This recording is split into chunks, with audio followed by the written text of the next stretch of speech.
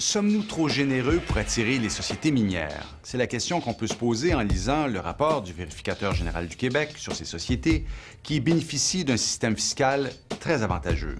La question se pose d'autant plus que, lorsqu'elles cessent leurs opérations, ces sociétés laissent souvent derrière elles des désastres environnementaux majeurs. Leurs dirigeants, d'ailleurs, n'aiment pas toujours s'expliquer. Enquête sur une société minière délinquante. Vue des airs, on croirait voir la planète Mars. C'est un site minier abandonné. 200 hectares d'eau et de terre complètement acidifiés. Des endroits comme celui-là, il y en a 345 au Québec. Ils sont complètement contaminés. Plusieurs datent d'une époque où on ne demandait pas aux sociétés minières de nettoyer l'endroit avant de quitter. Résultat, ce sont les contribuables qui paient aujourd'hui pour la restauration environnementale. Pour les nouvelles mines ou les mines qui sont en opération actuellement, il ne faut pas répéter les erreurs du passé, là. On a 300 millions comme dette pour restaurer ces sites-là. Au Québec, on ne gère pas l'industrie minière. Peut-être qu'on gère rien d'autre non plus, là, mais l'industrie minière, elle n'est pas gérée du tout. Elle fait ce qu'elle veut. Ici, on se croirait sur la Lune. Pourtant, c'est une mine juste à l'entrée d'une ville. Un combat se déroule aujourd'hui entre le propriétaire de cette mine et le ministère des Ressources naturelles du Québec qui peine à faire respecter sa loi. Le gouvernement, s'ils laissent faire ce qu'ils veulent, bien, eux autres, ils sont pas fous. Ils viennent au Québec, puis ils viennent chercher nos richesses.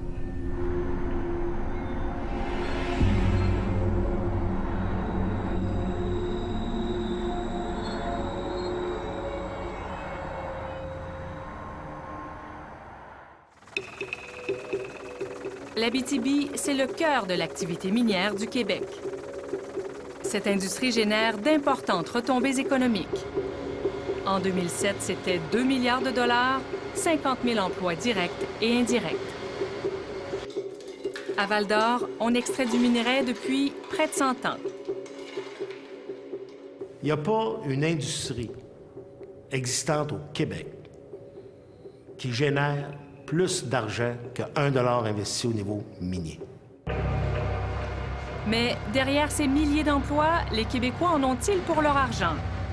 La réponse du vérificateur général du Québec, qui a enquêté sur la question, est non.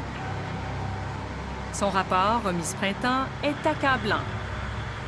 Le gouvernement consent beaucoup trop d'avantages fiscaux aux sociétés minières. Quand on regarde les chiffres, est-ce que l'État en a pour son argent présentement? Parce que selon notre rapport, il est clair que la valeur des déductions fiscales et des crédits d'impôt accordés est plus élevée que le montant en redevance qu'on reçoit.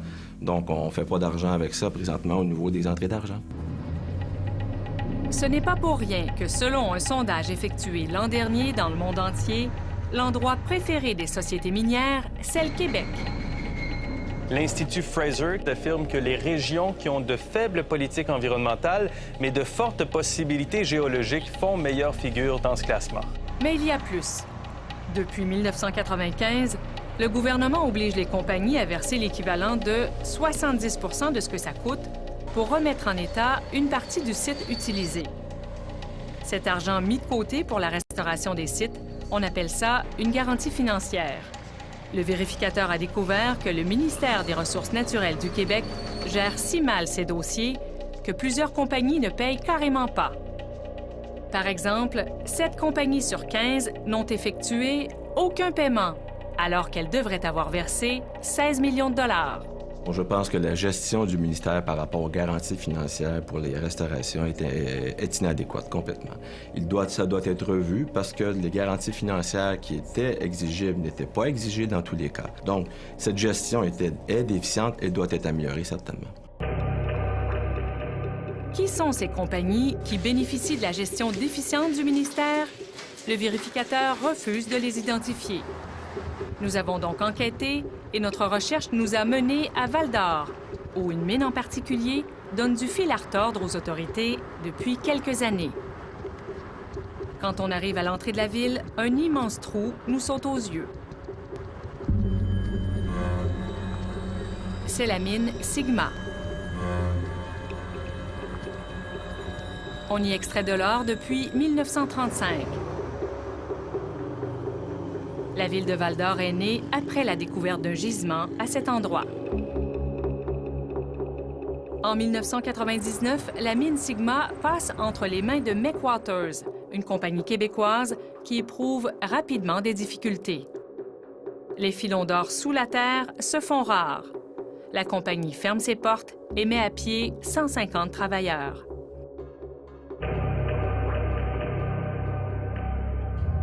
Puis, McWaters pense trouver la solution en cherchant l'or en surface. Mais pour cela, il faut creuser un énorme trou à ciel ouvert. Jusqu'à présent, les mines avaient toujours été souterraines. Jamais n'avait-on creusé un trou à l'entrée d'une ville déjà établie. Le projet est très mal accueilli par le député péquiste de l'époque, qui aime encore aujourd'hui monter en haut de cette tour afin de contempler sa ville. André Pelletier a été maire de Val-d'Or pendant 12 ans. Une mine à ciel ouvert, moi, dans mon esprit, c'est correct dans le bois, là, où il n'y a personne. Mais faire une mine à ciel ouvert dans une ville, j'ai jamais compris ça. Une ville, c'est comme un visage, ça. Est-ce qu'on pourrait penser de faire un trou gros comme le poing dans le milieu du visage? André Pelletier a livré de nombreuses batailles environnementales au cours de ses mandats. Mais celle-ci sera la plus pénible de toutes. Il se bat contre son propre parti et la population locale. Les travailleurs en chômage sont en faveur de la fosse à ciel ouvert. Ils veulent retrouver leurs emplois. McWaters finit de convaincre les opposants en déposant un dépliant qui explique à quoi ressemblera le site une fois que la mine aura fini de l'exploiter. La réunion publique, ils ont donné un document dans lequel on voit la montagne de roches, là. C'est plus une montagne de roches, c'est des beaux arbres, et puis un beau lac, des voiliers avec une plage de sable blanc comme on voit en Floride. Et ils parlent même dans le document qu'on pouvait pêcher des poissons. Les gens qui ont sorti de la réunion sont venus à mon bureau pour me dire « Monsieur Pelletier, je suis allé voir rien, regardez comment ça va être beau. » Inquiet, André Pelletier demande au gouvernement ce qu'il adviendra du trou si McWaters fait faillite avant de s'être acquitté de ses obligations.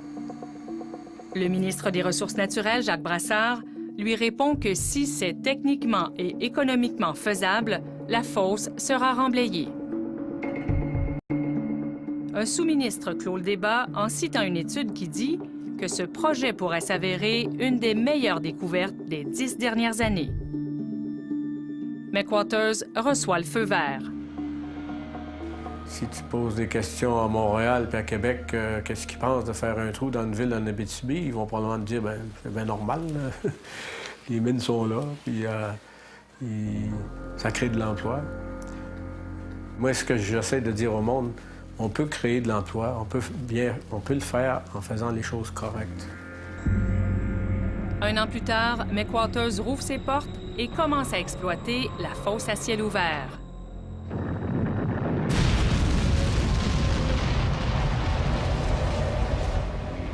À 30 km près de Val-d'Or, McWaters achète également ce parc à résidus miniers, une sorte de dépotoir pour les mines. L'endroit est déjà complètement contaminé au cyanure, puisque de nombreuses mines ont opéré sur le site au fil des ans.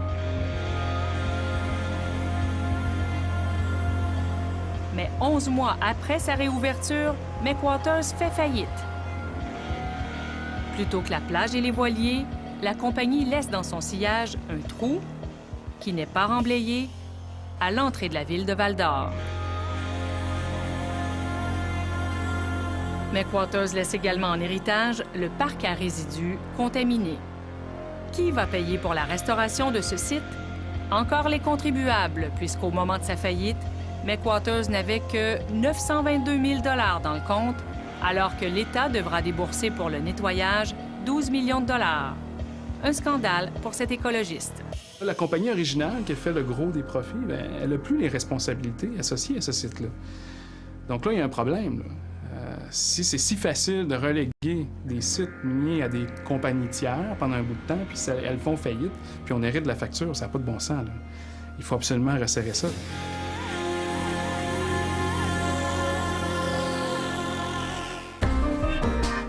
Au retour, le gouvernement laisse faire les compagnies minières.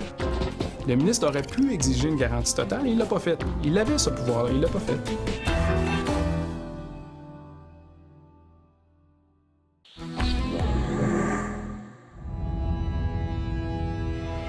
En 2004, la mine de Val-d'Or est rachetée par une compagnie américaine et rouvre ses portes. À la tête de la compagnie Century Mining, Peggy Kent, une femme qui a mauvaise réputation dans le monde minier. Très vite, son passé refait surface, avec en tête un violent conflit de travail.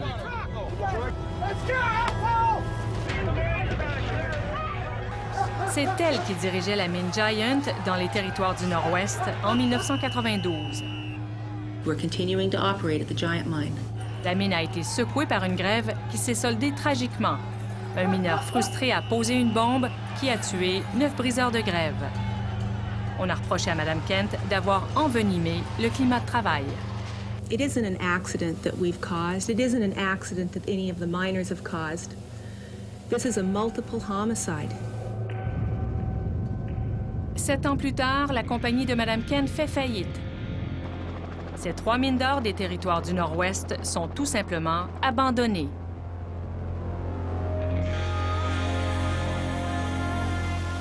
Et ce sont les contribuables canadiens qui payent aujourd'hui pour les dégâts. Les sites sont complètement contaminés à l'arsenic et au cyanure. Coût de restauration, plus de 500 millions de dollars. Et dans tous les cas, elle a laissé un passif environnemental, un désastre environnemental, avec une facture pour les contribuables. Ce passé trouble, le ministère des Ressources naturelles du Québec le connaissait lorsque Peggy Kent est arrivée au Québec. En 2004, lorsque Century Mining achète la mine de Val-d'Or, on lui demande de verser le montant entier prévu pour la restauration environnementale. Mais selon des documents obtenus en vertu de la loi d'accès à l'information, le processus déraille sans qu'on sache pourquoi.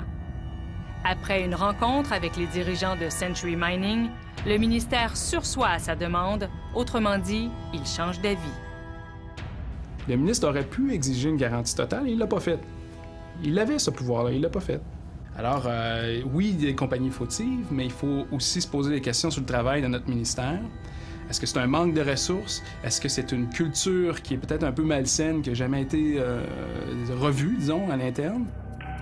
Pourquoi les fonctionnaires du ministère concerné n'ont-ils pas forcé Century Mining à payer la garantie financière dès 2004? Le ministre Serge Simard évite de répondre à la question. En 2004, est-ce que le gouvernement n'aurait pas eu les moyens de dire « on n'est pas sûr de vouloir ce citoyen-là » ? À partir d'aujourd'hui, on tire une ligne puis on dit maintenant, il y a des nouvelles façons d'opérer et on va s'assurer que ces problèmes-là n'arrivent plus. C'est ça qu'on vient faire aujourd'hui, là. Le ministère s'est repris et insiste maintenant pour être payé par Century Mining.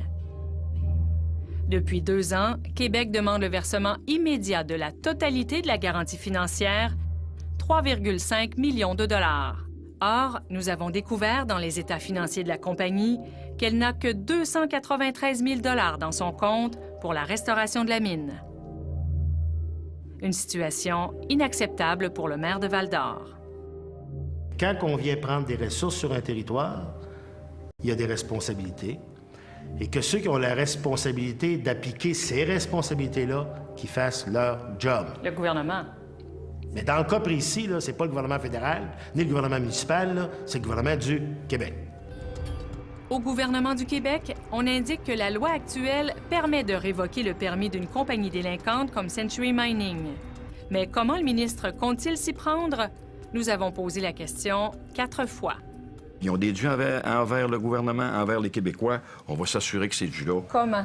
Correspondent. Comment? Avec quoi? Quel outil? On a des recours légaux et puis on va faire qu'est-ce qu'il faut. Entre-temps, la mine a cessé ses activités une nouvelle fois. La fermeture, qui dure depuis 15 mois, est censée être temporaire. La compagnie essaie de régler des problèmes financiers. Nous avons voulu poser des questions sur l'avenir de la mine, mais notre demande d'entrevue a été refusée. I will not be agreeing to an interview, but the company will provide a written statement. Le site de la mine semble maintenant abandonné. Le président du syndicat, Robert Marcoux, a bien voulu nous le faire visiter.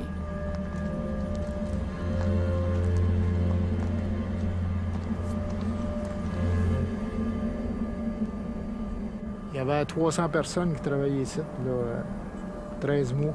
Aujourd'hui, il n'y en a plus.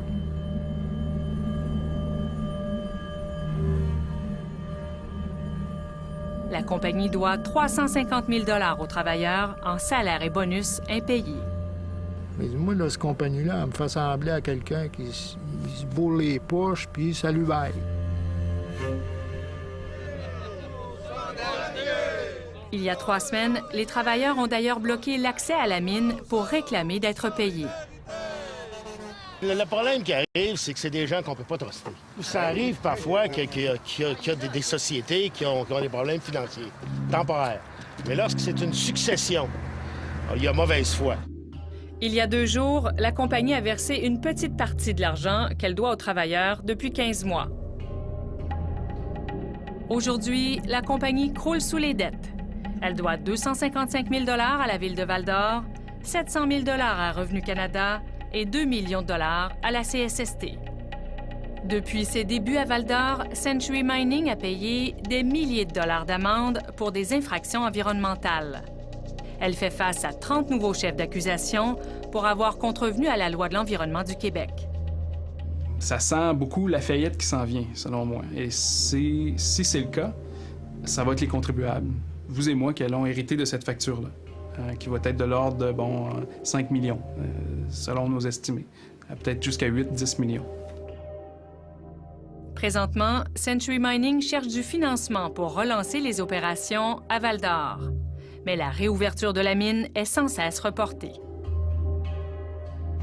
Nous avons donc profité du passage de Peggy Kent à Val-d'Or et avons envoyé une de nos équipes d'Abitibi lui poser des questions. La présidente de la compagnie a beaucoup changé physiquement depuis ses années dans les territoires du Nord-Ouest. What will happen with the open pit if you ever run bankrupt? Who are you with? RNC Media. We're the journalists of RNC Media, Radio-Canada. Is this CBC? Yeah, that's right. I've refused an interview with you already. Nos collaborateurs ont attendu Mme Kent. There's no comment. No comment. Elle n'était pas d'humeur à répondre aux questions. Do you want me to call the police? Because I would be very happy to call the police. I have told you that there is no comment. There will be no comment. And if this is the way you treat a chief executive officer in this province, I'm very disappointed in French Canada. Des Century Mining, le ministre Simard promet qu'il n'y en aura plus d'autres puisqu'il s'apprête à déposer un nouveau projet de loi plus sévère. On exigera bientôt des compagnies, non pas 70 %, mais 100 % du montant nécessaire pour la restauration environnementale. En quoi ce resserrement de la loi sera-t-il plus efficace si déjà la loi actuelle est mal appliquée? On a accepté d'entrer de jeu tous les remarques du vérificateur général. On va tout mettre en œuvre pour que nos solutions correspondent à ce qu'il s'attend. Mais même s'il promet une foule de changements, le ministre n'a rien dans son projet de loi au sujet du remblaiement des fosses à ciel ouvert. Est-ce que les gens de Val-d'Or vont devoir faire une croix là-dessus puis se dire, bon, mais c'est comme ça, puis ça va rester comme ça? Bien, écoutez, s'il y a des nouvelles techniques, à ce moment-là, ils seront déposés pour le futur. Mais c'est pas prévu pour l'instant, là, ce trou-là? Pour l'instant, non. Il n'y a pas de prévision à ce niveau-là. Après que le trou est fait, on annonce qu'on ne le remplira plus. C'est de même que c'est arrivé. Si on avait dit aux gens exactement ce qu'on a d'en face aujourd'hui, personne n'y aurait été d'accord. Pour moi, c'est un drame. C'est un désastre au niveau écologique, au niveau visuel. Et c'est un drame que parce que c'est en Abitibi, le reste du monde s'en fout. T'sais.